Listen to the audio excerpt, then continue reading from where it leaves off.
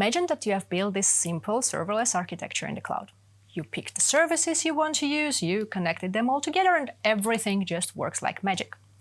So much so that you decide to go to production with it. And all of a sudden, hell breaks loose and things start to fall in all possible shapes and forms.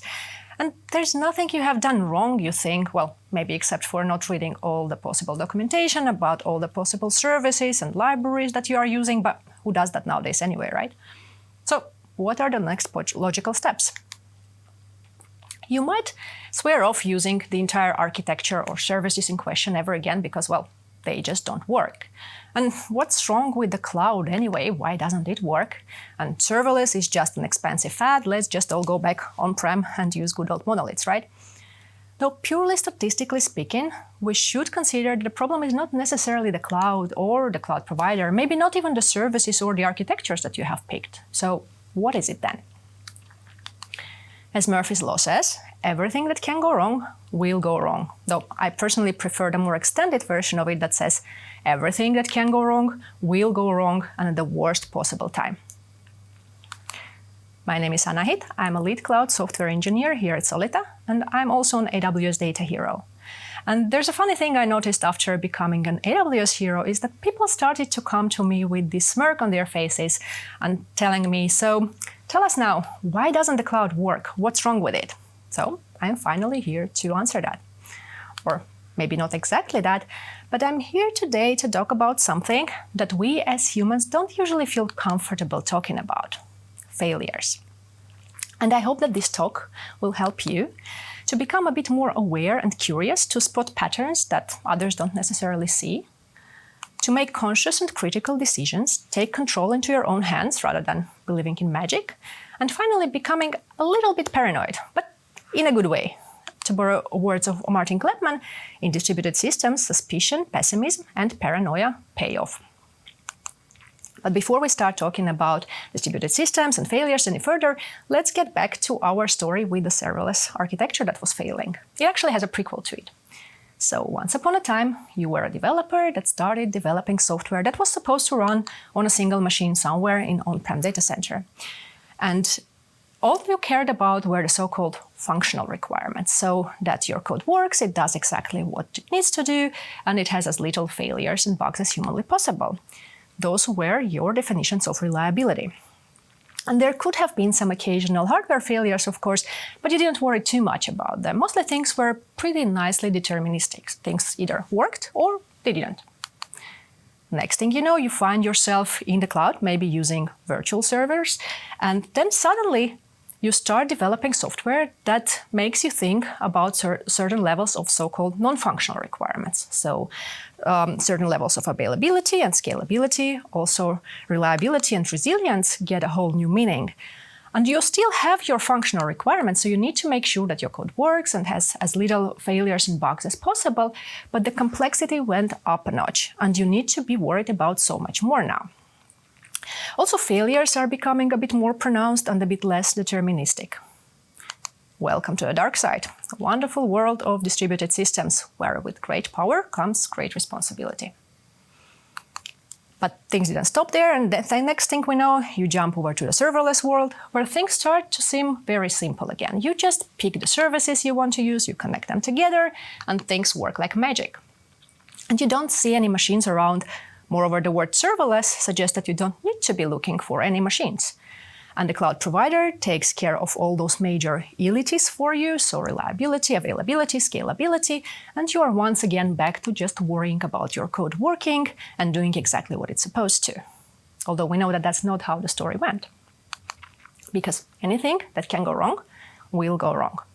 So what exactly can go wrong here? Let's look at serverless cloud distributed systems in really simplified terms. So, distributed system is just a bunch of machines connected with a network. And while it gives us a lot of new and exciting ways to build solutions and solve problems, it also comes with a lot of new and exciting ways for things to go wrong. Because resources you are using are not limited to one machine anymore, or one server. They are distributed across multiple server racks, multiple geolocations, multiple data centers. And instead of just one machine that can fail, now we have plenty. And moreover, all those failures can happen in most non-deterministic way possible, completely independently of each other. And failures can be hardware or software failures, maybe operating system fails, or hard drive or network adapter, you name it. But the worst part about this is that those machines are talking to each other over a network. And it's known for one thing in particular. Whenever there is any communication happening over the network, it will eventually fail. And any cloud is built on top of such distributed systems. That's where the superpowers come from. The cloud providers take care of the most difficult part of managing the underlying distributed infrastructure for you, abstracting away the complexity. And it gives you access to the shared pool of resources such as network, compute, storage, while doing this at a really massive scale that no individual user could ever achieve. But especially at a bigger scale, if something has a tiny little chance of happening, it most certainly will. And serverless services are a step up in this abstraction ladder. So they make the underlying distributed infrastructure seem almost invisible, almost magical. So much so that you might even forget it's there. But using serverless services, you didn't just teleport to a different reality. You are still living in the very same messy physical world with the very same limitations, and are using the very same underlying infrastructure with its building complexity. And this higher level of abstraction does make a lot of things easier for you, just like with higher level programming languages. But it also comes with a danger. Being seemingly simple to use, it might give you this false sense of security. And that might make spotting potential failures and errors that much harder, because they're also abstracted away from you. And the reality is failures are still there. They are embedded in the distributed system itself, just waiting to show up. And as Leslie Lampert said already in 1987, a distributed system is one in which the failure of a computer you didn't even know existed can render your own computer unusable. And we could rephrase it for serverless architectures as well. But with serverless, rather than seeing failures like blue screens, for example, or hardware failures, we see failures manifest in a different way, sometimes not as obvious. Now, let's climb one last step in our abstraction ladder and focus on building distributed applications on top of serverless services. In essence, we are splitting the problem at hand into smaller pieces. We pick services and resources for each of those pieces, and then we connect them all together using messages, events, or HTTP requests, all of which are using network in some shape or form. And in essence, a distributed architecture will be mirroring the underlying distributed system. It also gives you this great power of building systems in a completely new way, but it's also susceptible to similar trade-offs. Architectures that you are going to build are likely going to be complex. Every single piece of them can fail at any given moment in the most non-deterministic way, and whenever any communication happens over network, it will eventually fail. So how do we make our distributed applications more resilient in the face of all those imminent failures? While we are mirroring the underlying distributed architecture or distributed systems, let's take a look at how cloud providers are dealing with all those failures. After all, they do have quite some experience with that. And of course, there's a lot of complex algorithms and mechanisms at play here, but the two of the most essential tools for making distributed systems more resilient are also seemingly simple. They are timeouts and retries. And those are the things that we absolutely need to be aware of when building our distributed applications. I call them those superpowers because they can be extremely powerful, but just like with superpowers, we need to be very mindful of how we use them. And you might have noticed that so far I haven't even mentioned any specific cloud provider or service because those things are universal to all of them. But now let's make things more concrete and let's take an example of AWS and their serverless offering. After all, almost every other service nowadays is called serverless. So we have established that the failures will happen, but how will they manifest on this higher level of abstraction with serverless services? Well, it's actually pretty straightforward. When we interact with services from our code, we are using API calls, and every API call can fail. The good news here is that if you are using AWS SDK to make those API calls, it will take care of most of those failures for you. After all, AWS knows firsthand that the failures will happen, so they have built into the SDK one of those essential tools for better resilience, or a hidden superpower as we know it, the retries. The potentially bad thing now is that you have the potential with the retries turning small intermittent errors, such as a network glitch, into a really massive one. Because retries can have unexpected blast radius. They can spread the failures and cause the ripple effect through your entire system and ultimately bring the entire system down. So you need to be very mindful on how you use this superpower. Luckily, AWS SDK comes in with some built-in safety measures, and if your API request to a service fails, AWS SDK will only take care of the so-called retriable failures for you, so transient errors, service unavailable, timeouts. And it will retry those errors on your behalf behind the scenes, but it will stop after a certain amount of attempts. And in between those attempts, it will use the so-called exponential backoff and jitter, so that the retry attempts are spread as uniformly as possible. And we should absolutely always remember those small details when we implement our own custom retries for any requests that go over a network, for example, using some external API calls. And those are small but really crucial details that can either make it or break it. Because we only want to be retrying if it can actually help the situation, so transient errors. We want to stop retrying if it doesn't improve the situation anymore, to stop spreading possible failures through the system, and we want to spread retry attempts as uniformly as possible instead of sending bursts of retries and bursts of requests to a system that is probably already under a lot of stress. And those details are really crucial because, to borrow words of Gregor Hoppe, retries have brought more distributed systems down than all the other causes combined. And this, of course, doesn't mean that we shouldn't retry, but we should be very mindful and careful about how we do the retries. We don't want to kill the system that we are trying to fix. Now, with AWS SDK, you have these safety measures built in, but you can also configure these retry parameters. And the same way you can configure the other very important superpower, the timeout-related values. And if you think that's not that important, well, think again, because in distributed systems, timeouts are pretty much a given. So when interacting with any service, we are basically using API calls that are abstracted away as SDK method calls that look exactly the same as just local method invocations.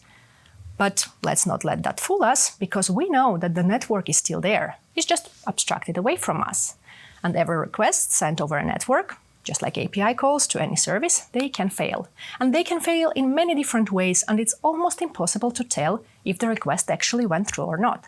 Because the request might fail while you send it, or maybe it did fail on the service end, or maybe it's just waiting for the service to respond and it times out, or then it was processed, but you never got the response back. The options are really large, but in any case, the end result is the same. You are stuck waiting for something that might not ever happen. And this can happen to any service, no matter how serverless or not it is, services like DynamoDB, for example. And not to wait forever, AWS SDK has built in this second tool for better resilience, timeouts. And the ability to configure those timeouts is the superpower that you are given, and just like with retries, you have to be very mindful about how you use it. Because picking the right timeout value is not an easy task at all. And just like with any other decision in your architecture, this will come with trade-offs. If you pick a too long timeout, it will be ineffective, it can deplete the resources of your system, it may increase latencies. Too short timeouts can cause retrying too early and not giving the chance to the original request to go through, and hence increasing the load on the downstream system and causing the cascading failures. And on top of that, the appropriate timeout value will be different for every single service that you're going to use. But for all the services, AWS SDK has a default value of timeout. And for JavaScript SDK, it is infinity. So just think about it for a moment.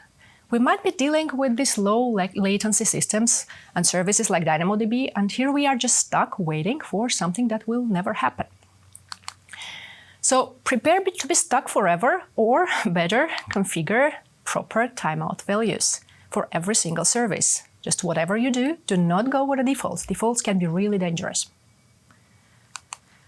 So finally, to close this discussion about failures today, I want to mention one more special type of failure. So far, I've been only talking about failures that are inherent to distributed systems themselves. But there are also failures that are caused by the cloud providers themselves on purpose. And those are failures related to service limits and throttling. And it can be especially confusing with serverless because when we are promised scalability, we somehow tend to assume infinite scalability. But if something is too good to be true, it's probably just that, because no resource is infinite. So sooner or later, we better face that reality. And the reality is we don't have the entire cloud at our own disposal. We are sharing the underlying resources with everybody else. And sharing the resources comes with trade-offs. On one hand, we do have this huge pool of resources that we have access to, but then on the other end, it might happen so that one user will try to monopolize those resources. And while they are not infinite, it will inevitably cause degradation of service for all the other users. So service limits are there to ensure that this doesn't happen, and throttling is just a tool to enforce those service limits. And everything has limits, even the flagship serverless service that AWS has, AWS Lambda. And there are several soft and hard limits related to Lambda, but I want to mention one specific one today, and that's the Lambda concurrency limit, which basically means that you can have a limited amount of concurrent Lambda invocations in the same account at the same region. And it's a soft limit, you can increase it, but you're still always going to have a limit. And once you reach that limit, all the new Lambda invocations in that account, in that region, will be throttled. They will fail.